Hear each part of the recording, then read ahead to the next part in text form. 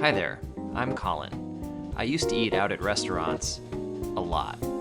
Now, like most people, I'm stuck at home cooking all the time. I think I'm getting better at it, but I've still got a lot to learn.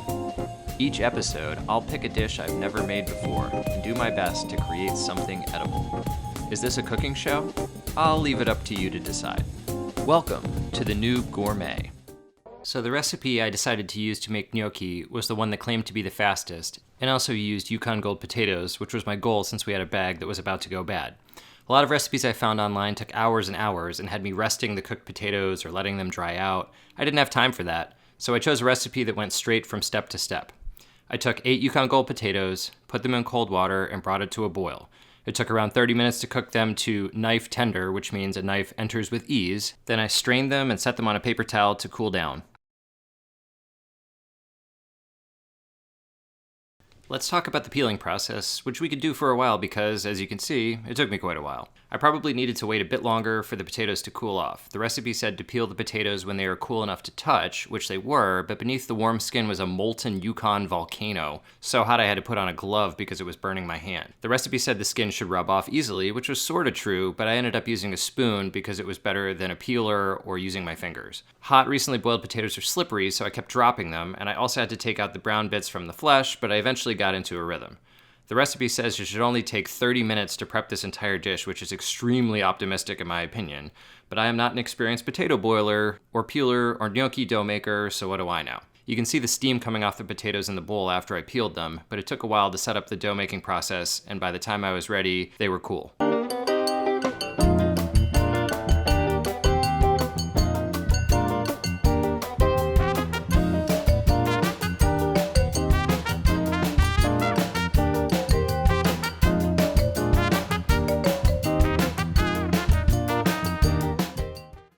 I may have been a little optimistic, and I salted the water and had it boiling before I had even rolled out a single gnocchi.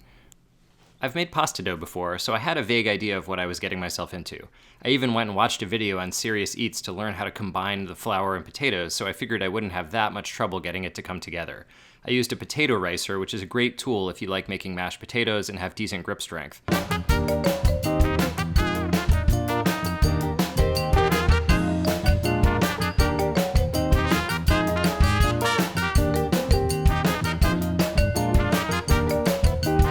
I added the egg as I was combining the dough, which is supposed to make it easier to work with, though the recipe authors note gnocchi are not traditionally made with eggs.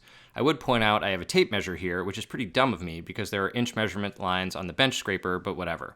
I also used a pastry blender because the internet told me to, but it didn't really work well to combine the mixture. Once I switched to kneading with my hands, it was totally fine and I got the ingredients to combine. I had put 1 cup of flour down to create the dough and had nearly another cup in reserve to add to the dough as I worked it, which is what the recipe said to do. Reasonably, the recipe authors told me it was okay to not include any flour that didn't incorporate, which I appreciated because making dough is not an exact science, especially not for me. All the recipes for gnocchi I saw cautioned against overworking the dough, which wasn't a problem for me because it was quite wet and I had to keep adding flour to get it close to what I guessed was the right consistency. Wet is a good description for the dough you get with this recipe, even if you use all the flour.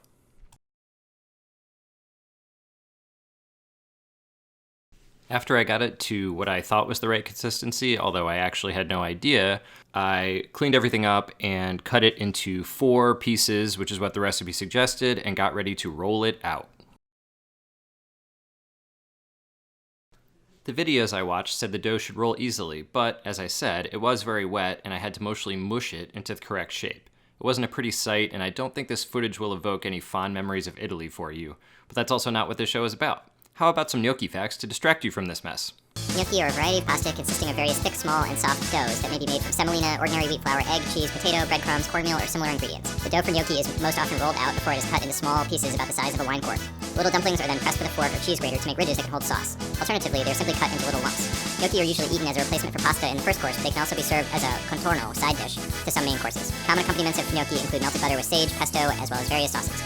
The word gnocchi may have derived from the Italian word noccio, meaning a knot in wood, or from gnocca, meaning knuckle. It has been a traditional type of Italian pasta since Roman times. It was introduced by the Roman legions during the expansion of the empire into the countries of the European continent. In Roman times, gnocchi were made from a semolina porridge-like dough mixed with eggs and are still found in similar forms today, particularly in the oven-baked gnocchi alla romana. The use of potato is a relatively recent innovation occurring after the introduction of the potato to Europe in the 16th century.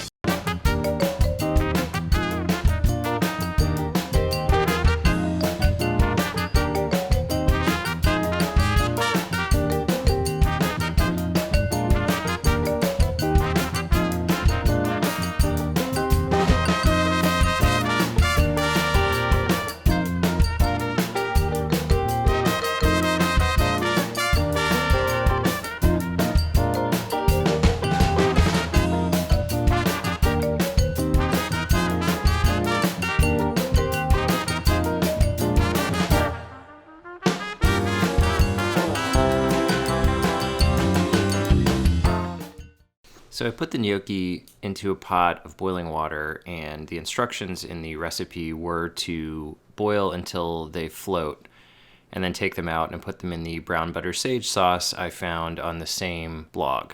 Problem was, the recipe said it would take about a minute to brown the butter, and that simply didn't happen.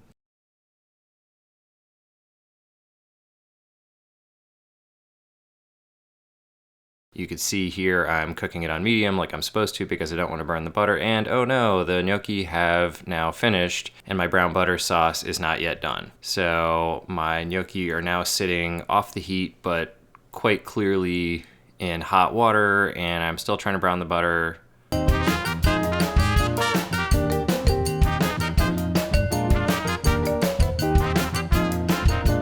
Still trying to do it, still going. And finally got it and was able to transfer the gnocchi into the brown butter. So I think it worked out in my favor in the end because they were much larger than they were probably supposed to be, and that little extra time cooked them through a bit more. Yeah, not the best work on my part.